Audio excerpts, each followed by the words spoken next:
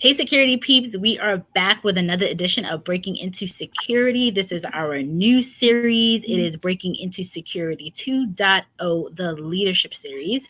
And we have our fabulous leadership expert back again with us today. So I am Renee Small, cybersecurity super recruiter, helping wonderful cybersecurity talent get into opportunities and amazing leaders hire cybersecurity talent. My co-host is here, Chris. Say hi to everybody, Chris. Hey, everyone. That's Chris Foulon. He does cybersecurity stuff, big stuff. He's so talkative. I know. And your Susie is here, the infamous Sarah Moffat, who's been here 3 weeks in a row. You're getting to be a regular. I am getting to be a regular. I love being here. So right before the show, so I'm a leadership coach, and one of my clients last week, I was super excited. She got a job offer for 50% more than she was making. Wow. Whoa. I think we all need to hire you. Sarah, yeah. I think I'm taking your class. And I said, too many good results here. I said, oh, this is the third person in a year that's had this happen, but it's the fourth, really. And so I was so excited. Anyway, I don't know if you guys who are watching this ever watched The Marvelous Mrs. Maisel. And if you haven't, you need to watch it. It's so funny. So Mrs. Maisel is this like housewife who gets burned. Something, I'm not going to ruin the beginning of it for you, but something happens and she ends up stumbling onto a stage in like some club in New York City, and it's a stand-up, and she just ends up doing this stand-up comedy routine, and she's like gold, and ends up hiring this little kind of bad-mouthed, bad-tempered agent named Susie. And so anyway, my client said, "Thanks for being my Susie."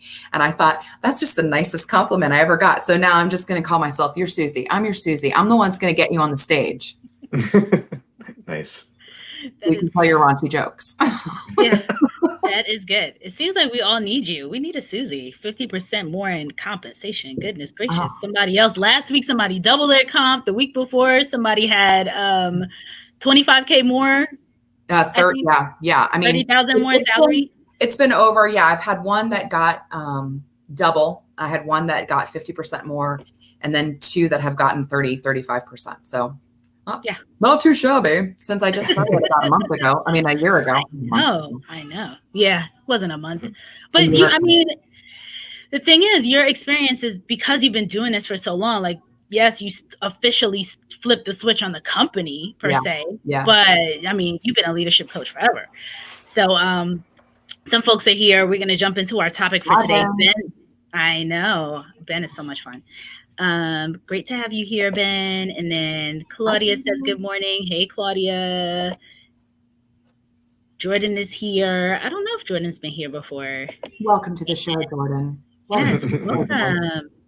George, welcome back, my friend George. You know that I love to see regulars. I know. Do you know I just found out this morning that you guys are on Apple Podcasts as well? I did not know that. We are everywhere.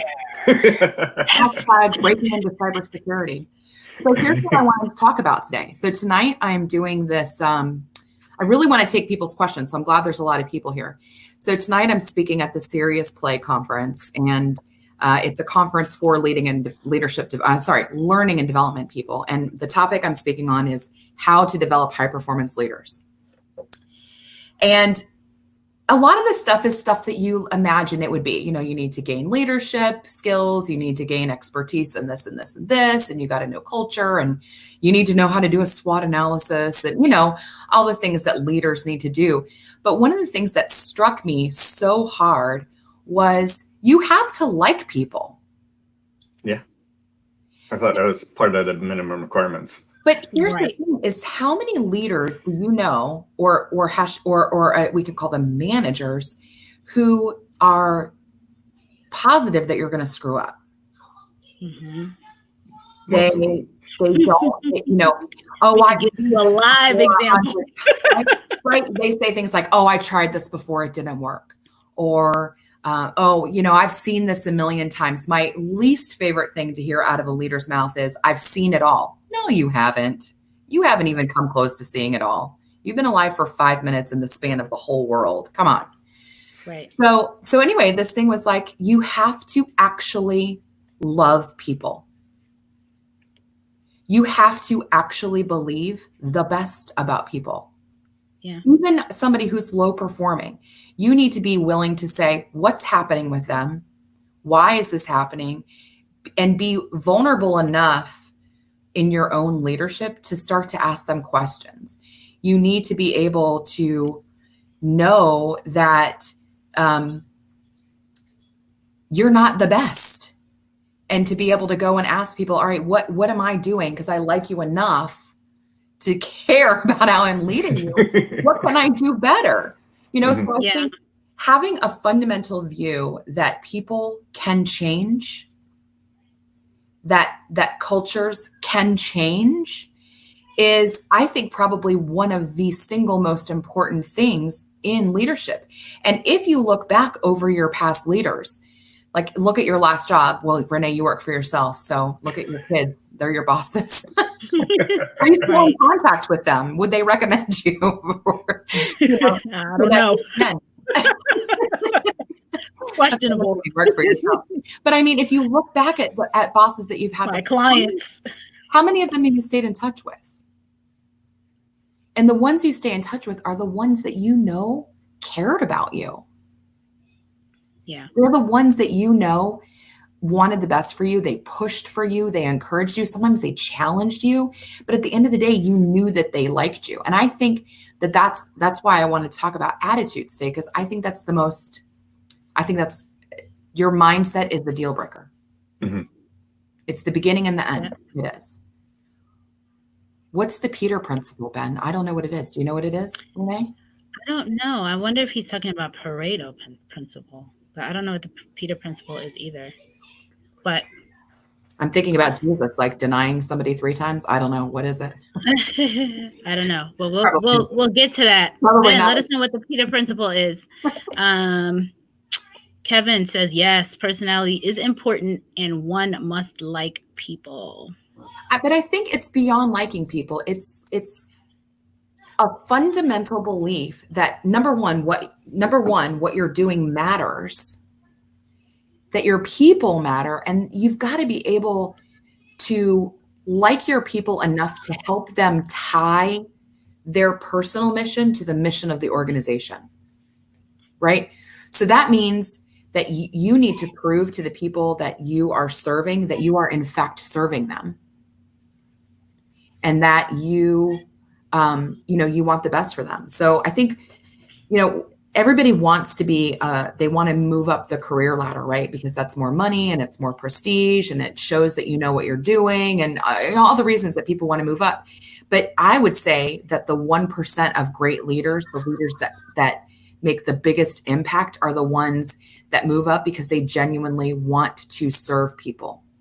Yeah. Genuinely want to help bring something about. Okay, the Peter principle. Can I read this aloud, Chris? Yeah, sure. I was going to read it when you're done. But, you read it. No, you, please. So I looked up the Peter principle. It's the principle that members of a hierarchy are promoted until they reach a level to which you're no longer competent. I knew. I would totally agree with that. Yes. My gosh, I didn't know that's what it was called, but I read about that a number of years ago, and I was just telling my client, because she's having a hard time. I said, people are promoted to their level of incompetence. Yeah. Where you get up, you're no longer competent. This is where you stay. Right. Yeah. So what was Ben's question about the Peter principle now? Do you want? He wants to know. I'll bring it back up. Actually, I'll read it. Why is everything too many comments? I think it had to do where someone don't appear to like people by the time they become incompetent. Oh, that's a good question. Yeah. Could the Peter principle play into the case of managers who appear to not like people? Yeah, I think so. Or like they're so stressed out and they're incompetent, so it comes out as stress and being mean to people. I think so for sure. Yeah. I think so for sure. But I mean, I've worked for people who are so afraid of losing their power that they treat the people underneath them like garbage. you know? Cool. So for them, it's not about leading people, it's about having power. Yeah. Or they don't want to enable them because they don't want to be outshined. Oh, for sure. Yeah, that happens all the time. That happens all the time. There's also I used to think about, I would always say, what's going on at home? Like, if this person is such a tyrant, when they go home, they're probably getting like probably getting beaten up all by kids, husband, wife, whatever. Yeah. And they're coming out, and like, if you think about the bullies, and you take it back to like high school and middle school and things like that, right? Hurt people. So they would be out here. I remember one in particular, you know, this girl, she's beating everybody up. And then when you go to her house, like, her mom is completely all over her. And she is like a kitten. But out in the streets, you know, it's a different person, because the terror, you know, you got to terrorize somebody, like, it's coming at you. So I always thought about that when I see leaders and managers or whatever you want to call them, and they're out here really, really, you know, wreaking havoc. I always wonder what is going on in their home. Like, they must be really struggling or unhappy or something else. There's always something underlying. Jenny's back with some awesome wisdom again. Managers light a fire under you, whereas leaders light the fire within you. Ooh. That's so true. Jenny is like, she's like 20 something, but she's really like 75. You don't look 75, Jenny. She's the wisdom from within this lady. That's so smart. I had a saying back when I was younger that leaders are the ones that can guide you without a title, whereas managers need the title. That's positional leadership versus leadership. I mean, I think we talked about this a little bit last week. There's those different levels of leaders. And so that first level is, I have the title, you must obey me. And the second level is, I have the title and you also like me. So that's good. And then that third level is where you can lead without a title because, and the differentiator at that level is that you've proven to people that you care about them, that you have their best interest at heart. So of course, they're going to trust you. That's the real influence. I used to work for this lady. I'll call her Kim. And she had, I think, probably about 80 people underneath her. And I only worked for her for about 10 months. And within that time, I don't think I could ever be as unhappy as I was. And I was working. She was calling me at 11 o'clock at night and 6 o'clock in the morning. And, you know, I'm coming down to the office and, you know, putting up SQL statements and just doing all kinds of stuff that anyway, but she had 80 people working for her and she would just nitpick. Those shoes aren't appropriate for work. You're laughing too loudly. Stop trying to make people like you. And I'm like, have you ever met me? Do you think that I try to make people like me? That is like the antithesis of my personality. But, you know, she would just nitpick. And one of the girls that I work with actually developed a cortisol-based hormone disease from having overproduced stress hormones so long working with her. And it was just bananas. And when I left, 30 people had filed formal complaints against her and they'd removed her from the building and all kinds of stuff. And that was how bad it had gotten. And then I went to go work for this woman named Sharon. And Sharon hired me to be a senior training specialist. And she's very strict. Like, you can't telework. You need to be here from this time to this time, and just very regimented. And I was like, whatever, as long as she doesn't yell at me, I'm fine. Or as long as she doesn't like shut the door and talk about me all day, just the mind games that this other lady did. And after about 2 months of me just, head down, working really hard, Sharon started to let me telework. And then she started to say things like, you're the most talented trainer I've ever worked with. And I want to teach you this, and I want to pour this into you, and I want to do this. And all she did was let me know, yes, she was strict at first because she needed to get to know me, but then she just kept pouring into me. And I worked for her for, I don't know, 3 or 4 years. She was at my son's birth. She's become, I call her my Merlin. She's one of the most important people in my life. And I think the single most important thing that she showed me through her leadership was how much she cared about me. And that made me literally would have walked on glass for her. That's what people don't understand. That's what these leaders don't get. And Claudia made a comment here about servant leadership. But the best ones, you do it for them. It's not about the job. Like, people leave managers and leaders. They don't leave jobs. Yep. You know how many, like, this guy, I remember a person who would say, a job is nothing but work, right? So it's going to be work. And sometimes you love it. Sometimes you get into something where you love what you do. And many times, even when you love what you do, like, I love the process of recruiting, but some of the more processy parts of it, but you have to do it, right? To get a person has to get hired. When they get hired, they need an offer letter. They do need, got to put their social security. You got to put information in there. That's not the highlight of my day, but it has to get done for the person to get on board, right? So you need the processes. However, the fun for me is coaxing somebody out of a situation like, oh, you sure you don't want to have a conversation? You sure you don't want to take this awesome company? You sure you don't want to talk to these leaders? And doing that and getting them over to consider something new. Now, if you have a leader who is just like completely cracking the whip like all the time on a bunch of menial things or things that are going to be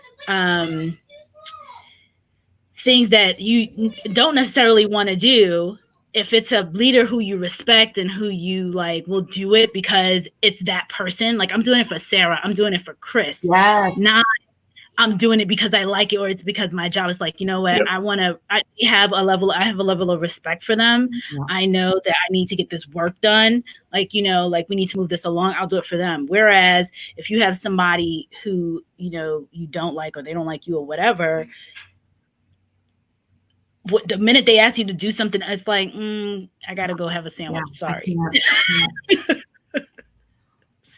It's so true. So I guess for folks that are listening or watching, check your attitude, right? Right, guys? That's the deal. We've all worked with the people that, I don't know if people still do this or not. I used to be a smoker. So I would go outside for the smoke breaks. And that's where like the bitch fest would happen, where everybody wanted to complain about this manager or that manager and how crappy the job was. And I would get caught in those circles with those kinds of people so often. And I would, at that job, I remember I had a manager who she was the vice president, and she would run up the hallway to her next meeting because she was always late, always hurry, just, completely. She loved her job, but she just wasn't well managed at all. But anyway, I'm derailing from my point. My point is, if you want to move into a more senior leadership role, look at your attitude and what your mindset is. If you're around people that are start with no kind of personalities, or if you're around people that are more cautious and want to say, well, we tried this before. I mean, I'm all for wisdom and learning from the past and things like that. But I also think that there comes to be a point in your career where you need to decide that you're going to take a leap, and you're going to take a leap of faith. And it needs to be faith in yourself. It needs to be faith in the job you're doing, in the organization that you're working for, and the people that you're serving, and take that leap forward. So a critical turning point for me in my career was I ended up leaving this job under pretty bad circumstances. And on my way home from that job, I got a phone call from a recruiter to ask me if I would take a temp job at Miter Tech, which is now called Nobilis. And I worked in that job in HR, and I looked at people's resumes all day long. That's all I did, was look at people's resumes. And I would go home and I would update my resume based on a format that I liked, or the way that they had their bullets styled. And after about 3 months, I put my brand new resume out there, and I got a call from a company called SPA out in Alexandria, Virginia. And the recruiter said, "You have the best resume I've ever seen. I want to bring you in for an interview." I went in, interviewed, and I got the job. And then there were 2 jobs. There was like a junior and a senior. And I made a spreadsheet of why I deserved the senior job. And I got it. And I had to make a drive from Manassas to Alexandria every day. And on my drive every day, I said to myself, you will be the most positive person any of them have ever met. You are going to say yes to every question. You're going to learn this job backwards and forwards. And I coached myself every day. And that was the best job I ever had. That boss has referred me. I'm still friends with him, and I haven't worked for him since 2004. So 16 years. And I'm still connected with him and his whole family. And that shift that I made in my attitude literally changed my career. I went from this horrible job to I am going to learn how to do resumes. I am going to learn how to get myself into the role that I want. And my career has just soared since then. So if you want to move into a leadership role, check your attitude. Are you saying no to things that you shouldn't be saying no to? Are you being held back by fear? Or are there things that you can say yes to? Are there people that you can start to actively care for in your job? Maybe someone you don't even like. What can you do to serve them? And start to change your mentality of what can I get out of this promotion to what can I give? And that's what I coached that last client that just got that big job offer. I said, you got to be humble. You got to be humble. You got to be hungry. You got to go for it. But that humility and that service mentality and actually liking people is going to be critical to you being one of the crappy managers that people talk about to being one of those wonderful leaders that people admire and want to serve. And do you believe people can change? Absolutely. I mean, I did. And my mom sat down. She took me to Olive Garden. Olive Garden. And she sat down and she said, Sarah, you're dragging a dead body with you. Because I'd had a couple bad jobs and I was taking all that baggage with me from job to job, starting jobs, being afraid. And I was very young. I didn't have a degree. I was just taking jobs that I could get at that point in time. And she said, you have a choice. You're going to get much further if you drop the dead body. And that's why I literally had to tell myself, you are a positive person. And now I guarantee you, anybody that meets me will say that I'm probably one of the most positive people that they've ever met.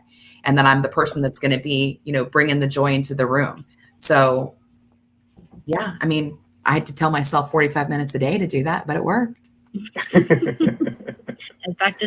Dan says, make it an unconscious competence. Like it has to be subconsciously in your brain after a while. It does.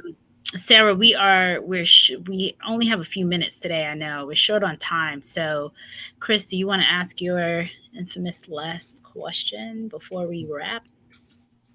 If you had one piece of advice to guide people to changing themselves to like people, what would that be?